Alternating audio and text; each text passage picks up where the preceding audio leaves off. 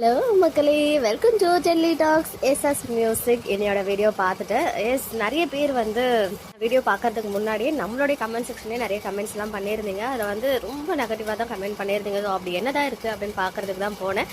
நிஜமாவே சொல்லணும்னா சுவாமி வந்து ஃபன்னாக பேசணும் அண்ட் என்ன பேசுகிறோம் அப்படின்றத தெரியாமல் பேசி அது இந்த மாதிரி கன்வே ஆகிடுச்சா என்னன்னு தெரியல. பட் உண்மையாகவே நான் அவர் பேசுகிற நியாயெல்லாம் படுத்தவே இல்லை. பட் அவர் அப்படி பேசியிருக்க கூடாது தான். பட் கண்டிப்பாக எனக்கு தெரிஞ்ச எந்த ஒரு இன்டென்ஷனோடவும் பேசியிருக்க மாட்டார்னு தான் தோணுது. பிகாஸ் நம்ம இவ்வளோ நாளாக ரொம்ப லவ் பண்ணி ரசித்த ஒரு பர்சன் ஒரே ஒரு இன்டர்வியூவில் எல்லாமே தலைகீழாக மாறிடுமா?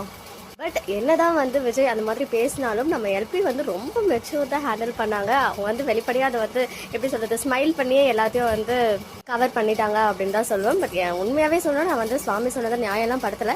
அவருக்கு என்ன பேசணும் அப்படின்றது பேச தெரியாமல் மேபி பேசியிருக்கலாம். அது வந்து நம்மளை இந்த அளவுக்கு ஹர்ட் பண்ணிடுச்சு. ஃபர்ஸ்ட் ஆஃப் ஆல் நம்ம ஆன் ஸ்க்ரீனில் பார்க்குற மாதிரியே தான் அவங்க வந்து ஆஃப் ஸ்க்ரீன்லேயுமே அங்கே இருக்கணும். நம்ம விஜய் காவேரினா இப்படி தான் இருக்கணும் அப்படின்னு சொல்லிட்டு நம்ம எக்ஸ்பெக்ட் பண்ணக்கூடாது இல்லையா?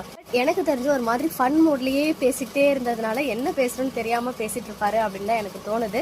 இத்தனை வருஷம் அவருடைய sincerity, dedication, hard work, acting அப்படின்னு சொல்லிட்டு எல்லாத்துக்கும் இருந்த ஒரு நல்ல பேர் இருந்துச்சு. அதை வந்து டேமேஜ் பண்ணுற மாதிரி இந்த எஸ்எஸ் மியூசிக் வந்து பண்ணிட்டாங்க. ஆக்சுவலாக என்னுடைய பாயிண்ட் ஆஃப் வியூவில் சுவாமி அவர்கள் அவர் என்ன பேசுகிறோன்னு தெரியாமல் ஃபன் மோடில் பேச போயிட்டு அது எப்படியோ நமக்கு வந்து கன்வே ஆகிடுச்சு அப்படின்னு தான் நான் சொல்வேன். ப்ளீஸ் நெகட்டிவிட்டி ஸ்ப்ரெட் பண்ணாதீங்க. கண்டிப்பாக அந்த கமெண்ட்ஸ்லாம் பார்த்து அவர் ரொம்ப கஷ்டப்பட போகிறாரு அப்படின்றது மட்டும் தெரிஞ்சிச்சு. ஸோ கேமரா மைக் முன்னாடி பேசும்போது எந்த அளவுக்கு ஒவ்வொரு வார்த்தையும் கேர்ஃபுல்லாக பேசணும் அப்படின்ற விஷயம் இனிமேல் கண்டிப்பாக நம்ம விஜய் அவர்களுக்கு புரியும். ஸோ ஒருத்தவங்களை நமக்கு பிடிச்சிச்சுன்னா அவங்களை கடைசி வரைக்குமே பிடிக்கும். எனக்கு பர்சனலாக அப்படி தான். ஒருத்தவங்களை பிடிச்சிச்சுன்னா அவங்க என்ன பண்ணாலும் நமக்கு பிடிக்கணும். அதை வந்து அக்செப்ட் பண்ணிக்கணும்.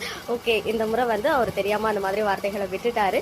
அதுக்குன்னு சொல்லிட்டு எனக்கு இப்போ அவர் பிடிக்கவே இல்லை, அவர் கேரக்டரே இந்த மாதிரி தான் அப்படின்னு சொல்லிட்டு ரொம்ப நீங்கள் வந்து அதை எப்படி சொல்கிறது, பர்சனலாக எடுத்துக்கிட்டு அதை வந்து வேற மாதிரி வந்துட்டு பேசாதீங்க. நிறைய நெகட்டிவிட்டி ஸ்ப்ரெட் ஆகிருக்கு இந்த ஈவினிங். அந்த வீடியோ ரிலீஸ் ஆனதுலேருந்தே அப்படின்றது எனக்கு வந்து கிளியராக தெரியுது. நான் வேற எதுவும் சொல்ல விரும்பல. தயவு செஞ்சு நெகட்டிவிட்டி அதிகமாக ஸ்ப்ரெட் பண்ணாதீங்க. பிகாஸ் அவர் இப்போ இருக்க வந்து ஒரு பொசிஷன் ஈஸியாக வந்தது கிடையாது. எவ்வளோ ஒரு ஹார்ட் ஒர்க் அதெல்லாம் கடந்து தான் வந்துட்டு இங்கே வந்திருக்காங்க.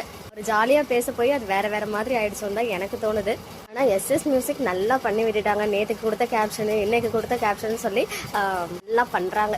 ஓகே மக்கள், நெக்ஸ்ட் வீடியோவில் மீட் பண்ணுறேன். எக்ஸ்க்ளூசிவ் அப்டேட்ஸ்க்கு மறக்காம நம்ம யூடியூப் சேனலை சப்ஸ்கிரைப் பண்ணிக்கோங்க.